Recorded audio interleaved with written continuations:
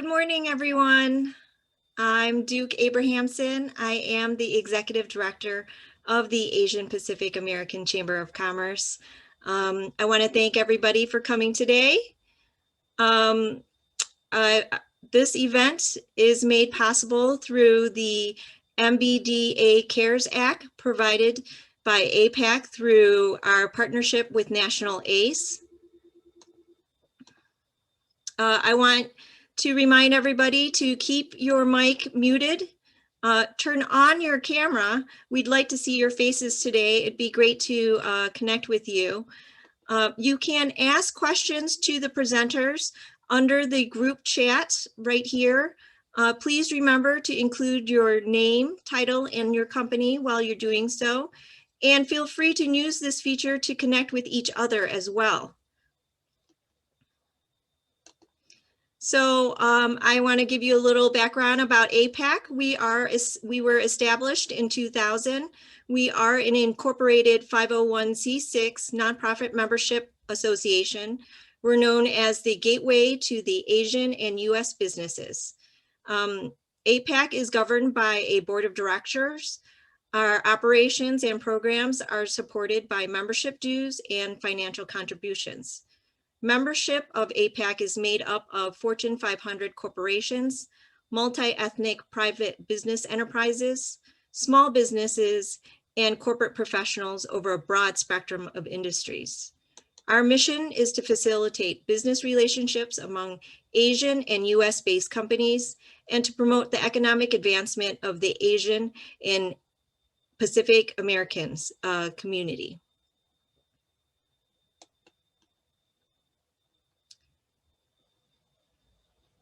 So I want to introduce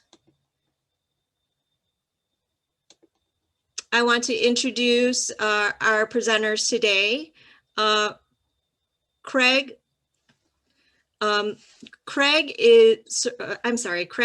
Terrill.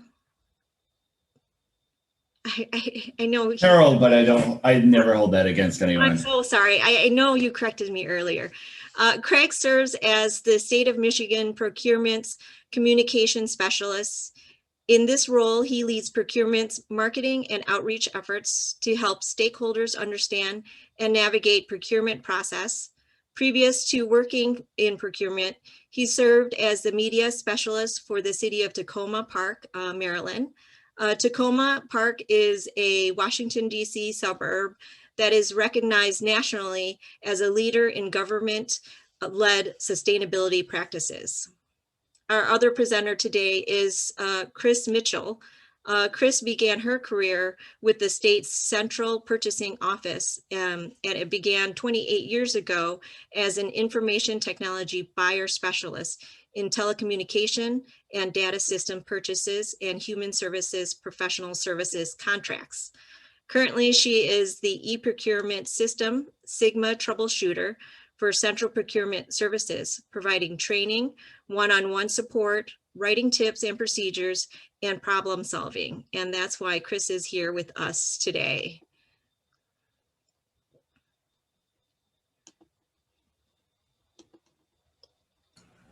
I'm gonna pass it on to Craig and Chris. Go ahead, Craig. Well, good morning, everyone. In our new work from home environment, I actually live only 500 steps from our work office. And so work from home was the only way to make my commute shorter. It went from 500 steps to 5. That's the joke I tell everyone. But we're very, very honored to be here. All the experiences we've had with APACC up until this point have been so great, and they've been so wonderful to invite us to talk about how to do business with the state. And with that, I'm just going to jump right in and share a screen. These slides, this is our logo. These slides are our Contracting 101. Craig, I don't see your slide. You do not see my slide yet because I have not fully there hit the button. There we go. I need to mute my personal phone too. I only get notifications when I'm on something else. That seems to be how it works. But this slide deck is what we call our contracting 101, and it covers the basics of what it takes to be a vendor for the state of Michigan, and then a general overview of the state of Michigan. What state of Michigan procurement is we are the central purchasing office for the state of Michigan. We act on behalf of state agencies, and we handle every aspect of the bidding process for most goods and services in amounts of over $500,000 or $500,000. We have a portfolio of approximately 800 contracts as of the last writing of this. It might be different right now, but it's usually in the high hundreds to thousands. Many contract periods average about 3 years, and they have a lot of them have 2 1-year renewal options, though that can vary by contract. If you would like to see a full list of the contracts that we have out now, you can go to our website. It's michigan.gov/MIProcurement. We can put these links up later on, but this full list is available. If you go to our front page, you scroll to the bottom, you'll see an Excel sheet. You click it, and you'll see every contract that is in place. And if you click that blue link, you can see the actual contract documents. And that's what you're looking at right now, is a snapshot of that contract list. And when you click that view contract, like I said, you'll download a PDF version of that contract. You can see the whole thing, including current specifications, change notices, and the pricing. On the contract's cover sheet, you can find other important info such as the buyer's name, phone number, the department running the contract day to day, and their contact info, the vendor sales representative name and phone number, and staff on procurement like myself are also available to answer questions. The cumulative amount line is the estimated spend at the time of a contract award for all the base years. That isn't necessarily going to be the whole spend, which could be less. On the right, you'll see the current expiration date of a contract, but that does not include any potential option years. You can read the contract, or you can reach out and talk to the buyer to determine the timing of the next solicitation. Contracts, like we mentioned earlier, typically run 3 to 5 years, and then there are often 2 to 3 1-year options to extend. Solicitations can go out up to 6 months or more before the expiration date, depending on complexity and dollar amount. If there is an existing contract for your product or service already in place, you don't be discouraged. Studying our contract list will give you an excellent opportunity to look at specifications and pricing, ask questions, and this is a great place to study. This will help you get prepared for when we bid out again. The one thing I do tell everyone that comes to events, everyone that asks me about this contract list, it's a big Excel sheet. Control F is your friend. Use the find function.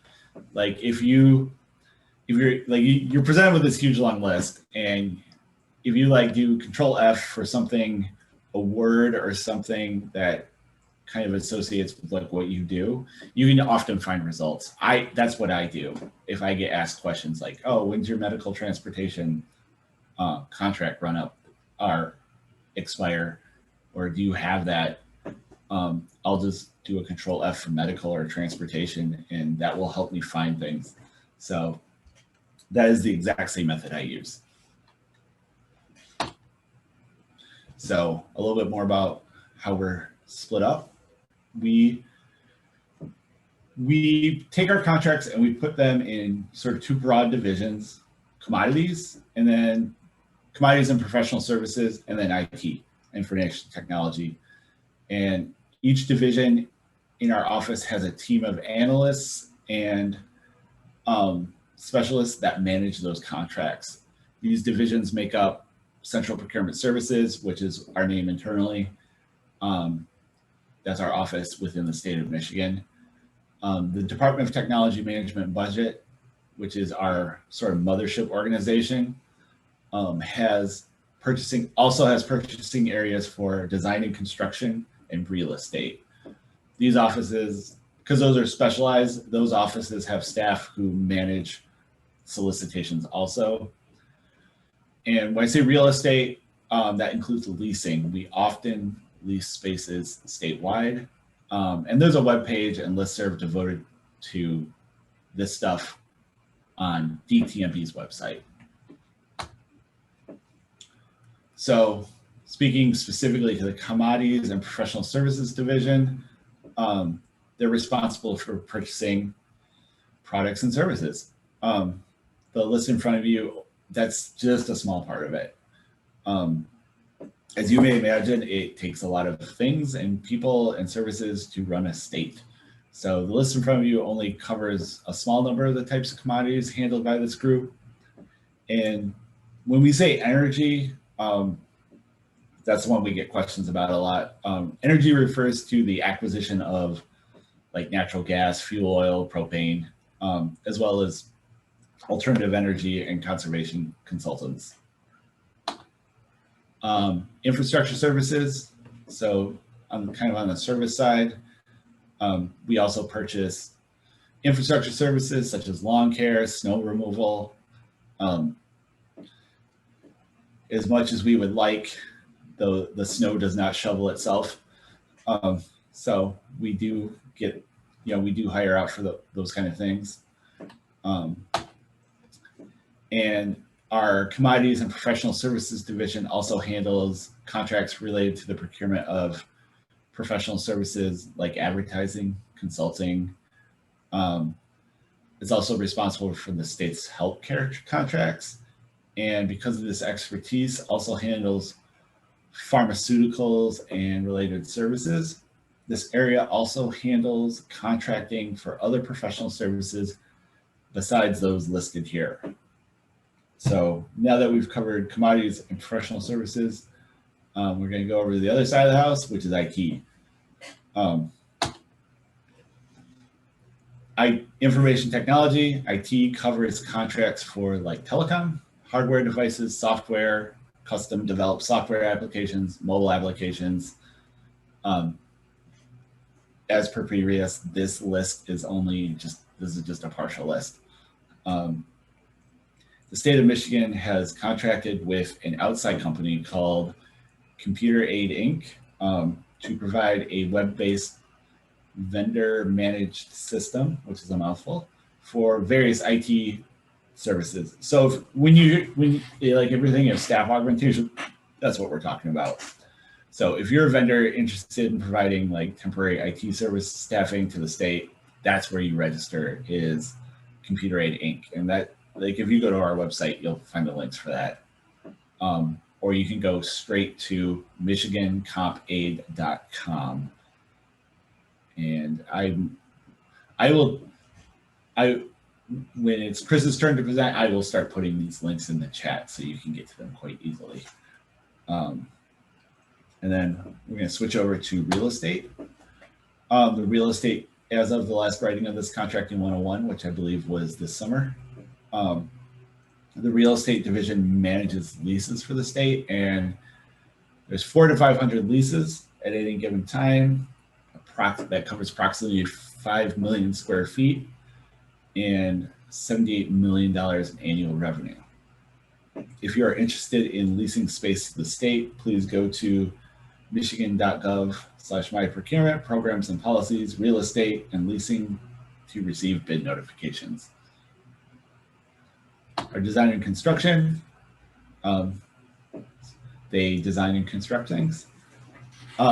They purchase construction, engineering, and architectural services, but they also bid out for things like painting, plumbing, HVAC, and other similar contracts.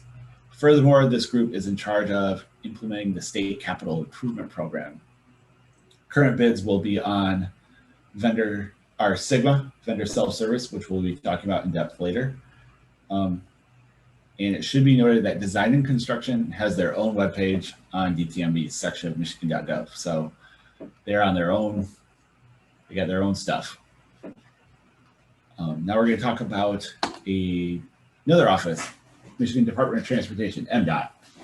So MDOT handles their own purchasing for road and bridge maintenance and construction projects. A lot of those projects have federal funding involved, and they need to follow federal regulations, so they have to kind of do their own thing there. But I will say MDOT has a Disadvantaged Business Enterprise, or DBE program. This program assists minority, women-owned, and other disadvantaged businesses. Visit the MDOT website at michigan.gov/MDOT, and you can learn more about those programs through MDOT. So I'm going to take a quick, have any questions, Lonnie or Duke, have any questions popped up yet? Make sure I'm not going too fast for everyone. We don't have any questions yet. The only question is if this slide deck will be available after the presentation. This slide deck is available on our website always. If you go to michigan.gov/MI-procurement and go under our training tab, you can get this. You can, it's our contracting 101. I would also recommend that people that are interested get the contracting 201, which is kind of the companion follow-up to this. And then I will also say that within the next year or so, we're going to be redoing our website statewide. That process is underway. So things will look a lot nicer in a few months. Great. Craig, after your presentation, could you put all the links and your contact information in the group chat so everybody can pull that? Yep, I will start doing that when Chris starts talking about Sigma. And so I'm going to move on, if that's okay. So we have this thing called delegated authority. Other state agencies have delegated authority to make purchases up to a certain dollar amount. Currently, that threshold is $500,000 across the board. There are sometimes exceptions when state agencies can make larger purchases. The example that we use is usually when it's something highly specialized that that department has the expertise to buy. Also, the Department of Health and Human Services and the Department of Corrections have authority to purchase all direct human services, regardless of the amount. And when we say direct human services, that usually includes like physicians, social workers, counselors, that kind of thing. The other interesting thing is there are lots of opportunities to get involved in smaller projects, which are not necessarily posted publicly. Individual state agencies can obtain written quotes for projects less than $50,000. So if you invoice under $50,000, typically this is something to pay attention to.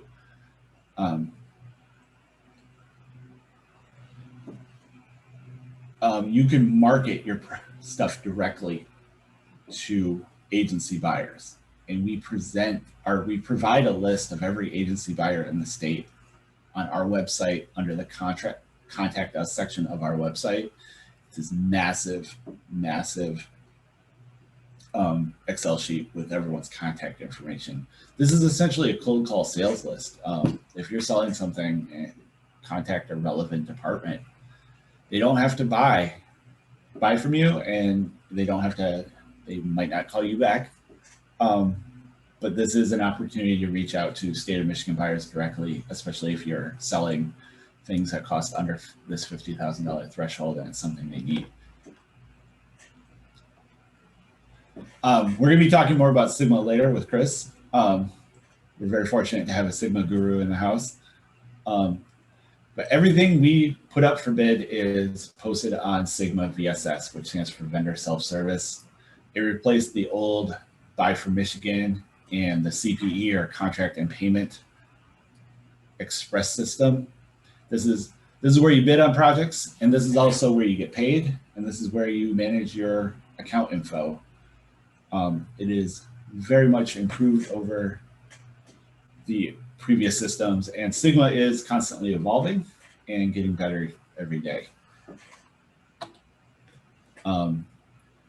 We have training tools available on the website. I'm going to switch over to, and one thing with Sigma, VSS, there are a few private systems over there that have like names that are sneakily like our old system, but Sigma is free, and Sigma has their own help desk. They're great that you can reach out to, and Chris is going to be walking through some of that stuff too, but that's Sigma's contact info.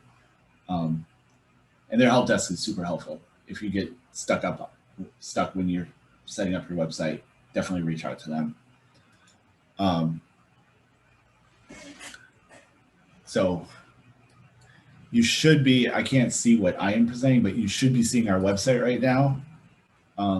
If you go to michigan.gov/how to register as a vendor, it has a link to Sigma, has some great background info, and it actually has some training videos from Sigma that they have produced that are closed captioned also. So, and this walks you through some of that important stuff that we'll be talking about a little bit more in depth with Chris. The one thing that we do want to stress, and we will be stressing this a lot, is when you set up your Sigma account, you want to put in your business types and your commodity codes. That is absolutely, like, if you get anything out of this presentation, please let it be that. Commodity codes are how the system notifies you if something is up for bid that matches what you do, and business types is how you become eligible for certain programs, which we will be talking about more in depth in a few slides. And the one thing that we wanted to talk about, I have a notebook here. Aside from the info on the website and the commodity codes, yeah, you have the commodity codes. If you're kind of lost on the commodity codes, we were talking about this yesterday. It's like, what's a good way for a vendor to figure out what their commodity codes are? You can actually go to Sigma, and you can, if you're registered, you can look at things up for bid, or you can use guest access. And you can start using that search function for things that your company does, and you can look at those bids and you can see what they're. And feel free, if I'm not, like Chris, feel free to jump in if I'm not getting this 100% right. But you're doing good at this point. Okay. I want to make sure, like, you're the Sigma expert, so I want to make sure you can look at the commodity codes that are in projects out for bid, and if they match kind of what your company does, those are the kind of commodity codes that you want to add to your own account, because we don't want you to miss bids. And having all the commodity codes applicable to your business, that's really important when you set up your Sigma account if you haven't already. The other thing I would say, and I tell this to people, like if we were back in the time where we're doing live events, this is what I tell anyone that comes up to our table is, yes, Sigma should notify you automatically, but it is very important that you sort of set up a Sigma maintenance cycle for yourself, because businesses change, you evolve. You add things you do, you take away things that you do, and your Sigma profile should be a very reflective snapshot of what your company does. So make sure you're going in there once in a while and essentially giving yourself a commodity code audit and tune up. That's very important.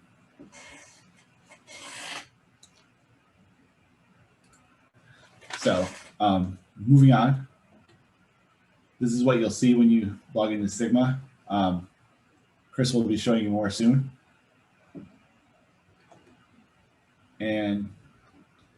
But pivoting away from that, we're going to talk about the bid process. So when you, once you've discovered, like say you find something in Sigma that matches what you do, one of the first things you do is review the bid documents to determine if there is a pre-bid meeting, whether it's in, now that the pandemic has hit, like there is, some of those might be mandatory virtual meetings or they might be in person. But one of the first things you need to do is you need to determine if there is a pre-bid meeting. And if there is one, whether it's optional or mandatory. Presence at mandatory meetings is usually only required of prime contractors. But if you are someone who is interested in subcontracting work, you can consider attending as well, not only to understand requirements of projects, but to take advantage of networking opportunities. If you're not a big enough company to maybe be a prime contractor on like a big project, but you do like a specialized niche that a prime contractor might need, these mandatory meetings are a great way to go and network. And for meetings that are mandatory, you have to be on time and you have to sign an attendance sheet to prove that you were there. If you do not do that, you weren't there. And then make sure you're always following the solicitations communication rules. Those are fairly inflexible also. And then every solicitation has a question and answer period. And that's a great opportunity to exchange info with the state's buyer. Answers to all vendor questions will be compiled and published for all bidders to see. So all the bidders ask questions, and then the buyer will post all the answers and everyone sees everything because it's a public process. But during this is your best chance to obtain info and to help submit your best proposal. Due date for submitting questions will be specified in the solicitation.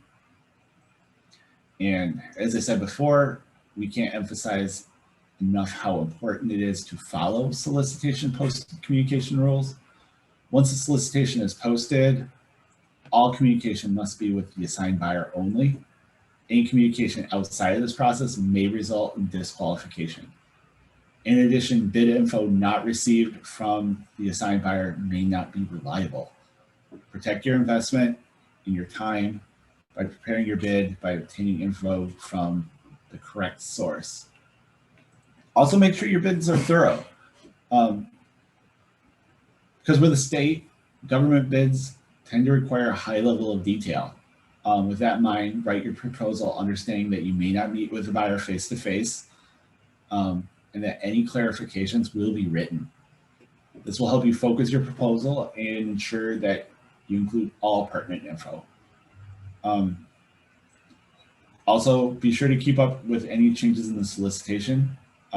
Check in for new attachments and addendums right up until the bid due date. We post online Q&A responses and any notices like an extension of the bid due date, any historical info in the SIGMUG. And then the one thing I would shout this from the mountaintops. Don't be late. Don't start this last second. Government, like submitting your bid will take a lot of work. And if a bid is even 1 minute late, it is late, regardless of the reason for its delay. The only time late bids are considered is if no bids have been received or like there's a massive, massive technical failure. But when we say don't be late, like that's a hard cutoff. Like 1 minute late it's late. Craig, there's Yes. a question here. If the budget is not provided for a project, is there a way to find a good estimate based on public information available online? Yeah, that's what our contract list is great for. You can just go into our existing contract list and find a similar contract and kind of see what the spend is. But typically, like all that information will be in the bid anyway. But that list of active contracts, that's very much your friend in that regard. Yeah, we don't typically publish our budget in the bid, but as Craig is saying, you can look at prior contracts or similar contracts to get some idea.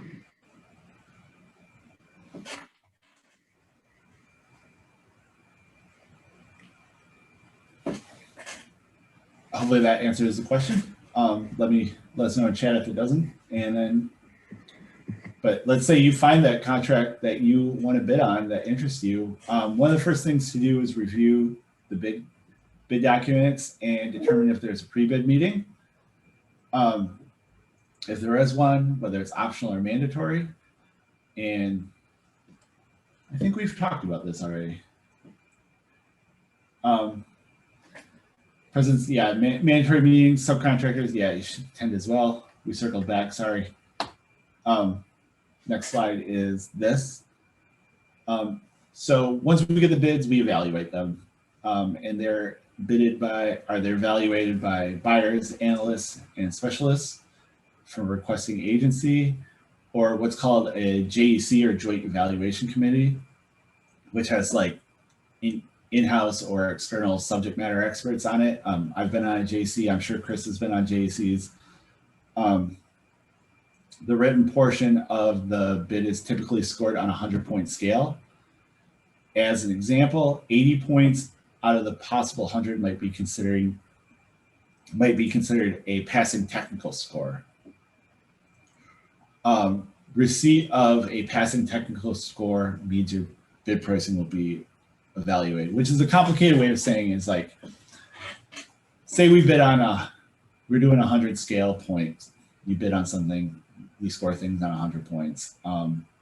Anything under that 80, we probably won't like look at the pricing info. We just shunt that aside. But if you get above that technical score, then we start taking a serious look at that bid. And for joint evaluation committees, there are a blend of members, usually those that have day-to-day interaction with the program, or independent reviewers who do not, that may be subject matter experts. This is an important fact to remember for new vendors and incumbents. You will be evaluated on the written content of your bid, and since there may not be any face-to-face meetings as part of the evaluation process, including negotiations, it's all the more important that you are very thorough. For each solicitation, customized evaluation criteria, Q&A deadline, and info on any pre-bid meetings, review the proposal instructions of the solicitation document. It'll all be on the documents. This is an important thing. I tell this to everyone that comes to our table, like usually in compressed time. Say you bid on something, you get it or you don't get it. You can request what's called a debrief, and this is a great opportunity for you to meet with the buyer, analyst, or specialist, usually by phone, and they'll walk you through your bid. They'll tell you where you did good. They'll tell you where you did bad, and that makes you a better bidder. And the state of Michigan wants the best bids possible. And this is free. So anytime you bid on something, you can request a debrief after that process is done. And you can review your evaluation synopsis, and you should in advance of the debrief. This document will show you how all the bidders were scored and where you stacked up. Definitely take advantage of this. We have a few purchasing preferences. We have a service-disabled veteran-owned preference, service-disabled veteran-owned business pricing preference, which is a 10% pricing preference. If you're qualified service-disabled veteran-owned company, you can receive up to a 10% pricing preference. And this is different than a set-aside. RFPs have a two-step process, and the preference is applied if you meet that technical threshold, then the pricing preference is applied. For details on this, we have michigan.gov/SDVOB. All that info, we have the helpful flyer there that will walk you through that if you are a service-disabled owned business owner. Service-disabled veteran-owned business owner. Sorry, that is a mouthful. There are certain goods, and another pricing preference, there are certain goods and services that are set aside for procurement from community rehabilitation organizations called CROs. CRO committee appointed by the governor evaluates set-aside requests, competitive criteria, including a determination of fair market pricing, and it's applied to select community rehabilitation organizations, or CROs as we call them, for the purchase of goods and services. Think like organizations like Peckham. They're a CRO. We also have an all things being equal preference. So a preference is given to products manufactured or services offered by Michigan-based firms if all other things are equal and not inconsistent with federal statutes. And you can see on the slide some of those preferences. We have an extended purchasing program, which allows local units of governments, colleges, and universities. Craig, Yes. are there any preferences for minority-owned businesses? We'll be getting that. We have a new program, and we'll be jumping ahead to that too. So it's called our Michigan Supplier Community, our MiSC program. But generally speaking, the only pricing preference we have available is for SDVOB, but we have a new program, which is coming right up, I think, in the slides, actually. And then we have a MyDeal program, which allows local units of government and cities to buy through state contracts. To sell to a MyDeal vendor, you have to have a contract with the state of Michigan. You can't just sell through this. You have to have won a contract already, and it has to be a MyDeal contract. There's over 1,100 MyDeal members. Like I said, you must have a state of Michigan contract to have a MyDeal. Some great resources. We need to put APACC on this list, I'm noticing. But here are some organizations that will help you as a vendor to understand doing business with the government. Like PDAX will help you understand governments on all levels, not just the state. Vet Biz Central if you're in NVBDC if you're a vet. And you're probably all familiar with Small Business Administration and Small Business Development Centers. Little checklist here. State of Michigan procurement, I equals IT commodities. We have the real estate and design and construction, and then there's state agencies. You go to michigan.gov/Sigma VSS to see what's out for bid. We have our contract list on our website, and you can do the debrief, which we talked about. Got our website, which we're always, which is michigan.gov/myprocurement. That's kind of our home base publicly. We're always working on it. We're getting it improved. There should be a major upgrade within the year as the state switches to its new web platform. And then what Duke had alluded to with her question was we have this new program called the Michigan Supplier Community. So the way this works is the state of Michigan, like our agencies can now just directly solicit quote from 3 MiSC qualified vendors for select goods and services. You must meet certain requirements, and we have a website with this info on it. It's very detailed. You can see all of it here. Gonna leave it on this business type definitions because we'll be talking about that in depth. But comprehensive info is on michigan.gov/MISC. So the way MiSC works is if you are a vendor and you are one of the following: small business, or you have to be Michigan based, that's important. And you are a small business or geographically disadvantaged business enterprise or qualified veteran owned or service disabled veteran owned business or a recognized community rehabilitation organization. So kind of this chart, you're Michigan based, and then you're one of these. You can be part of that MiSC program. And the way MiSC works is our buyers for certain purchases that fall under that $500,000 threshold, they don't have to post on Sigma. They can just get 3 quotes from MiSC vendors, and that increases business opportunities for you. But we need to get as many vendors signed up for that as possible so our buyers can start using it. Registering for MiSC is very easy.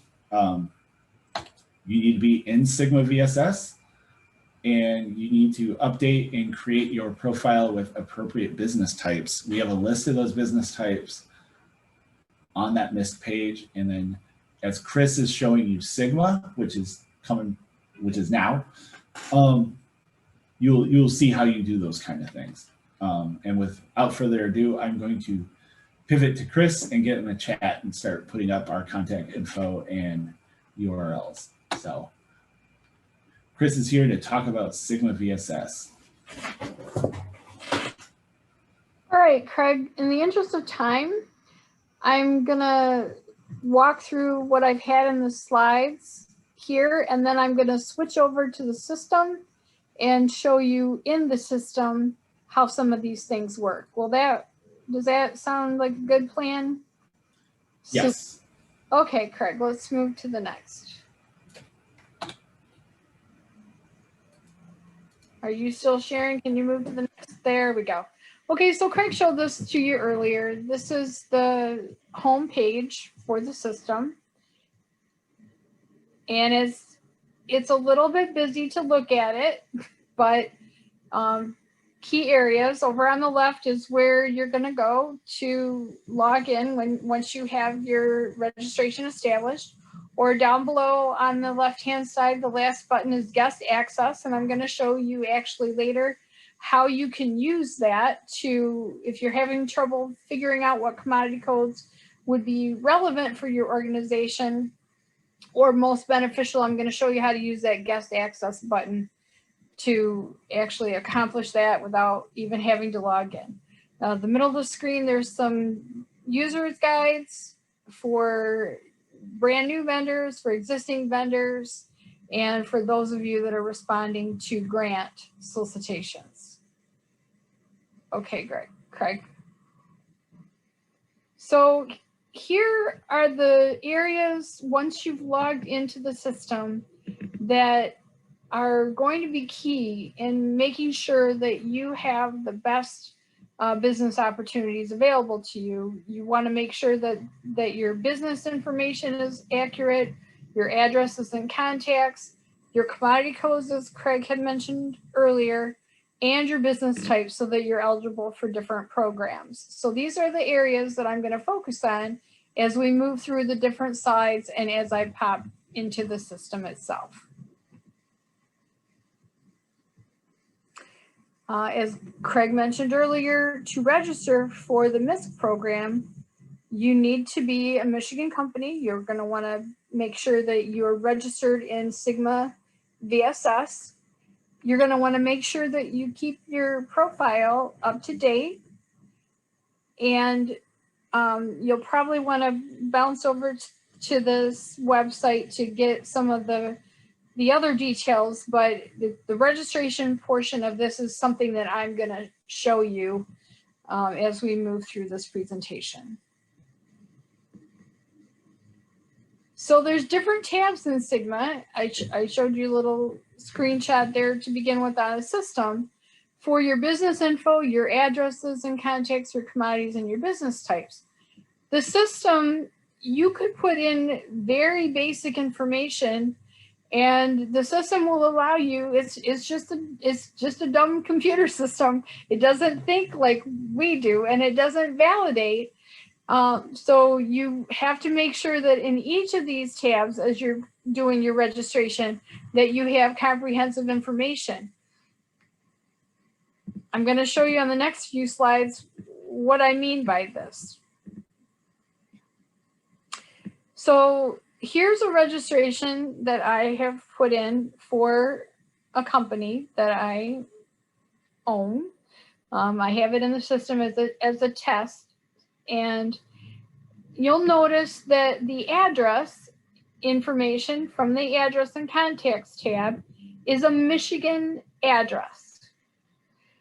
The system, even though I have entered here in the address section a Michigan address, if we move to the next slide, you'll see the system doesn't automatically recognize that I should then have the Michigan principal location as a business type. It doesn't do that validation.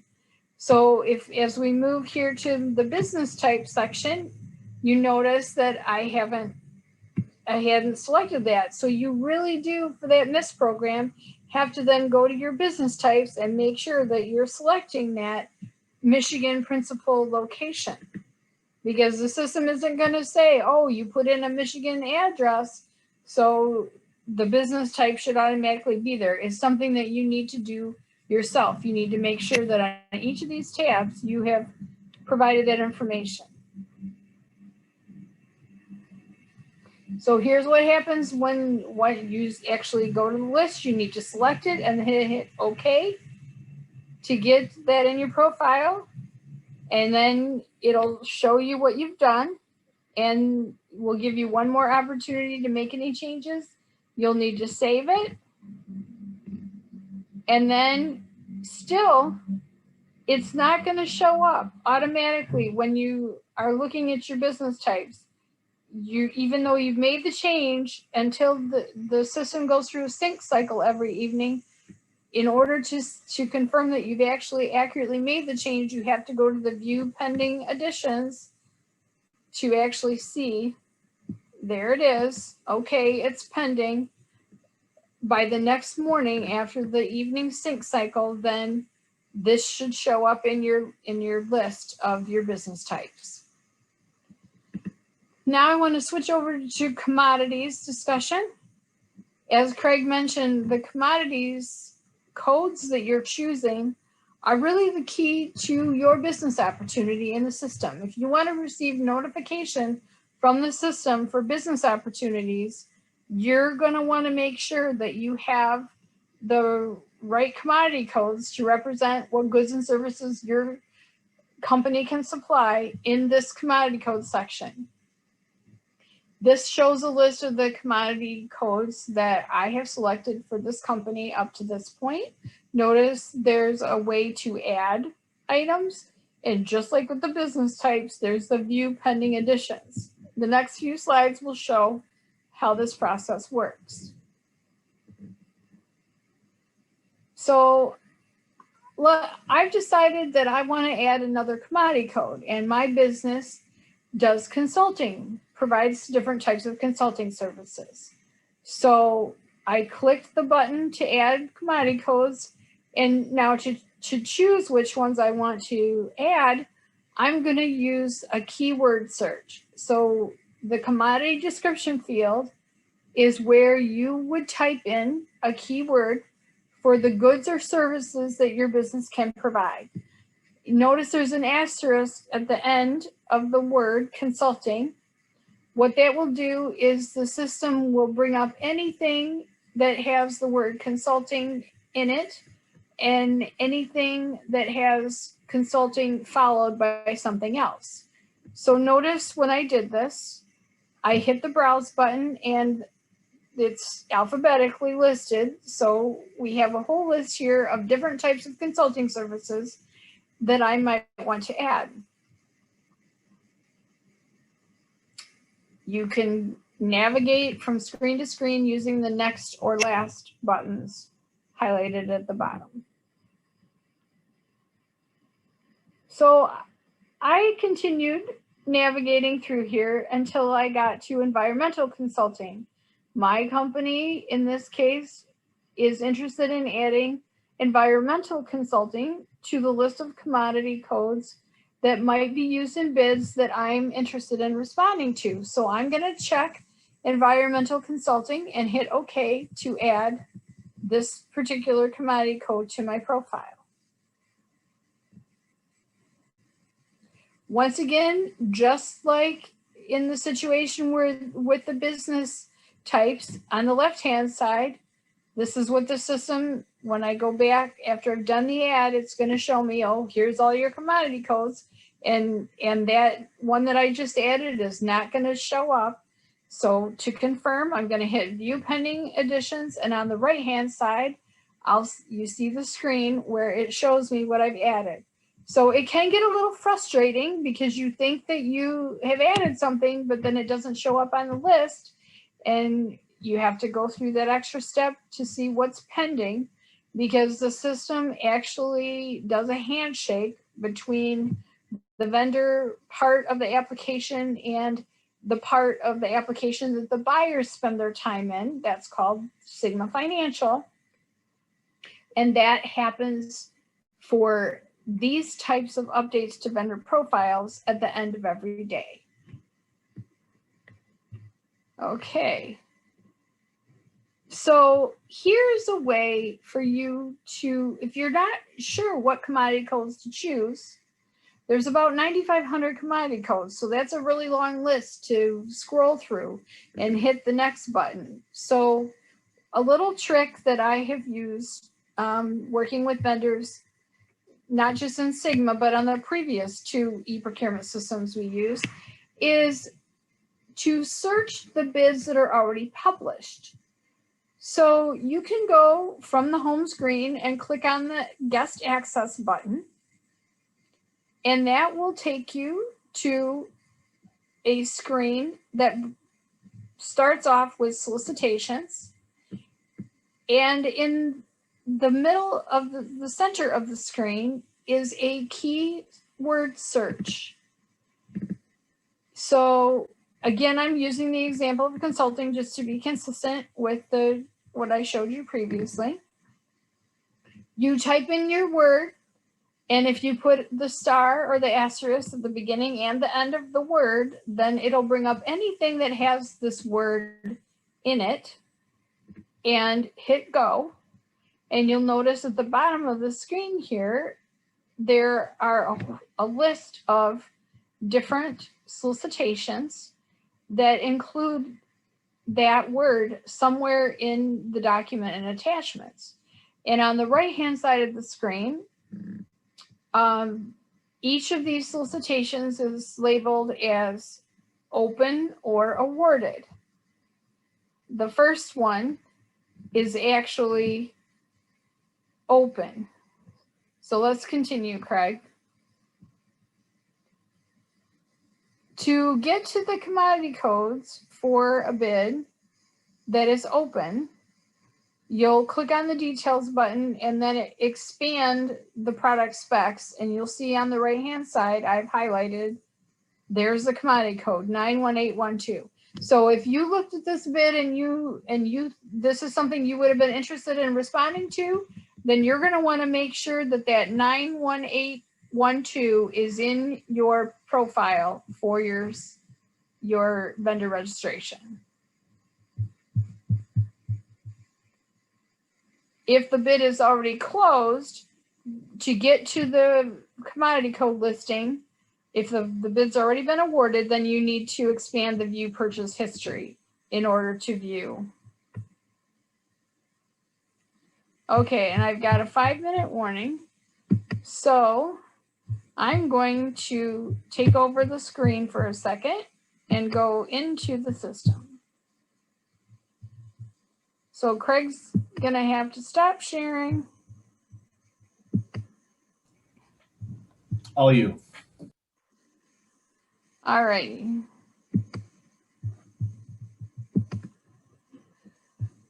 Okay, can everybody see my screen? Nod your head, I can see you on the camera. All right, beautiful. All right, so I'm gonna go ahead and log in.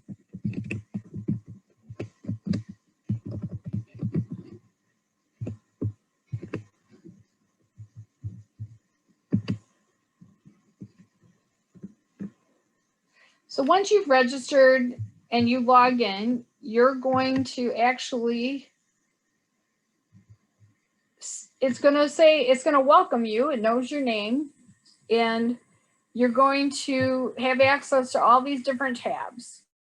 And so the ones that we just focused on and that are important for you to have the best business opportunity available are the business info, the commodities, and the business type. But these are all the different sections that as you register, you will be going through. You're going to be providing information about your account administrator. You're going to provide information about your EFT. That's going to be important when you want to get paid for something for business that you have been awarded. You'll have financial information that you'll be entering. There's a place for you to take a look at any of the financial transactions that you have, any payments you've received or invoices that you have created. Chris, Chris, Yeah. was this pop-up, did it open up in a new pop-up? Because the screen that I see is blank. Okay. Then I'll do a new share.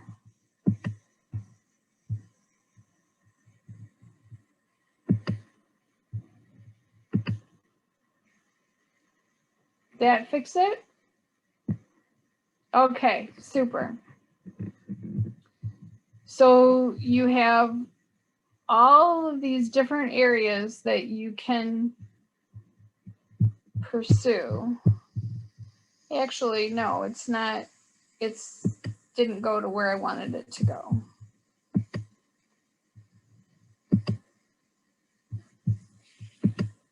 All right. So the one that you're going to want to really pay attention to is business opportunities. That's where all of the bids are posted for the state of Michigan. That's where you also see schools. Notice Hemlock Public Schools down here. The schools actually have to publish their construction bids over, I believe the amount is 50,000 on the state's system. So if you do anything in the construction world, you'll see this is your place to access those bids as well. And the keyword search is here. So once you're registered, this is where you're going to look for bids that are of interest. Let's just try something else. Let's say janitorial services.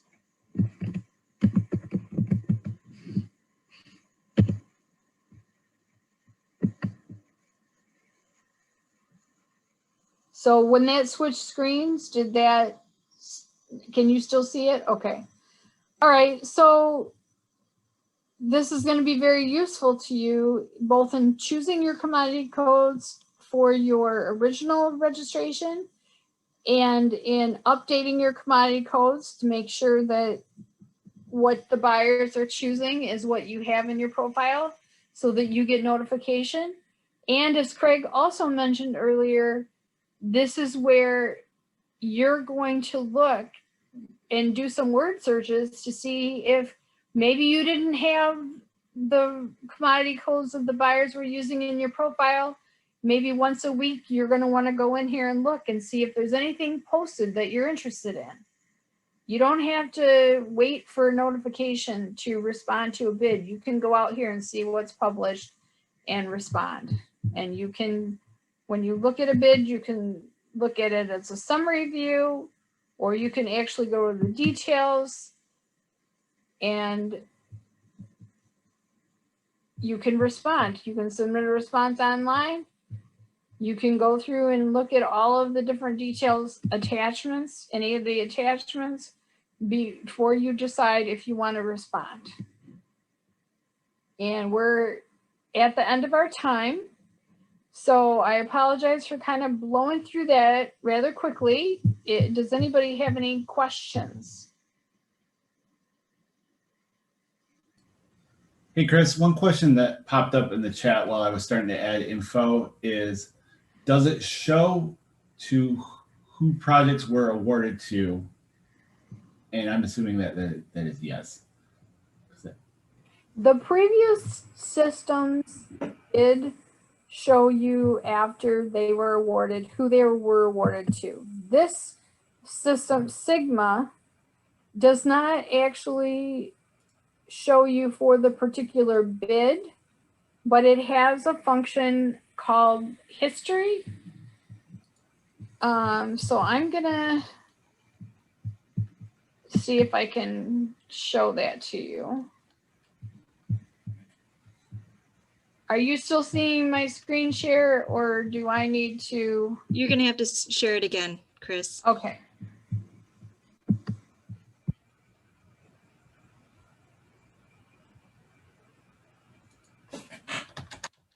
All right. So, trying to see if I'm one that's awarded.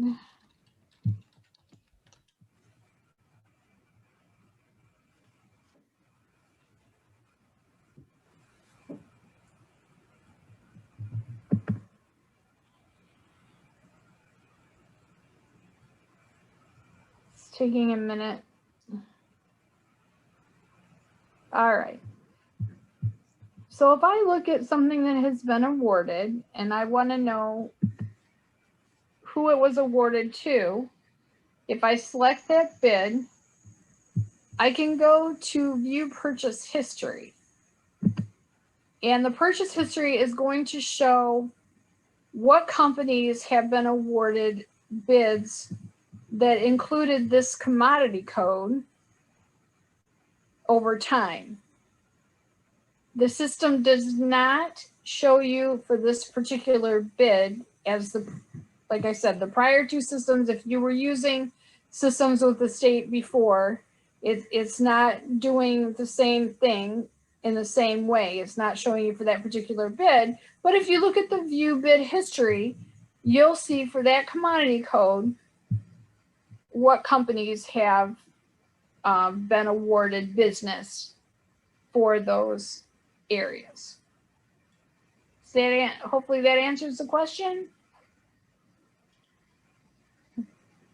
And Chris, we got another question in the Zoom chat. And it's kind of a user experience question.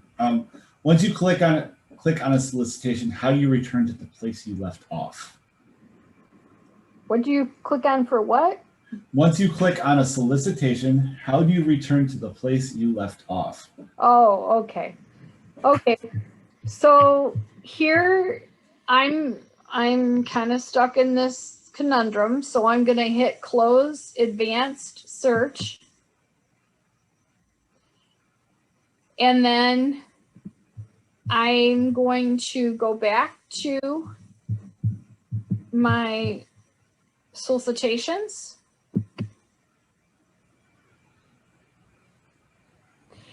And when you use the keyword search and you do a search, you can also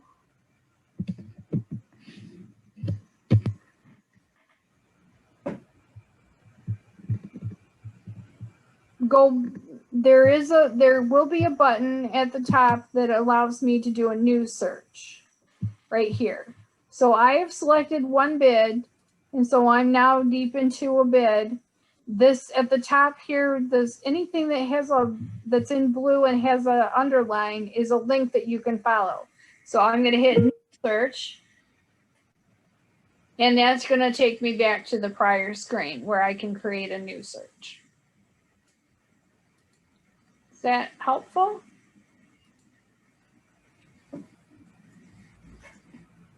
Another thing that you're going to want to become familiar with is the solicitation responses tab. This keeps track of all of the responses that you have completed. And this is a good place to find out whether, if you thought that you submitted something successfully, you're going to want to go here and confirm that, because right now you'll notice this company has nothing submitted. Everything here is either in draft phase or withdrawn. So once you've finished submitting a bid, I strongly recommend that you come here to your solicitation responses and confirm that your response status for that bid shows submitted.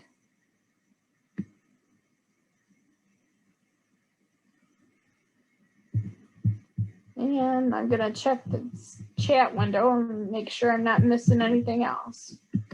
I don't want to take you guys over time. I know you have other things to do with your day, but I want to make sure I answer any of your questions.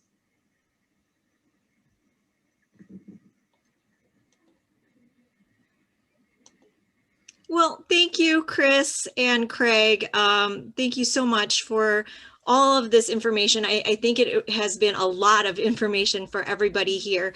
What I am going to do is I am going to provide this as a recording and include all of your links that you provided us in the description below, so that people can rewatch this and get this information, and click on all of the links that you guys provided within our chat. I'll add that to the description below.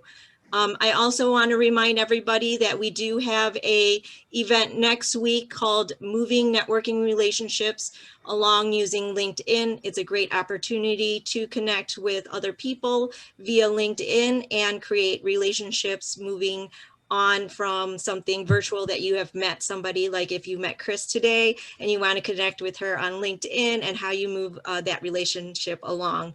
It's a great opportunity to connect. So I highly suggest registering for that event next week. I also want to thank National ACE. This event was made possible through the MBDA CARES Act provided to APACC through our partnership with National ACE. And I want to thank everybody here for coming today, and Chris and Craig for all of the information that you provided.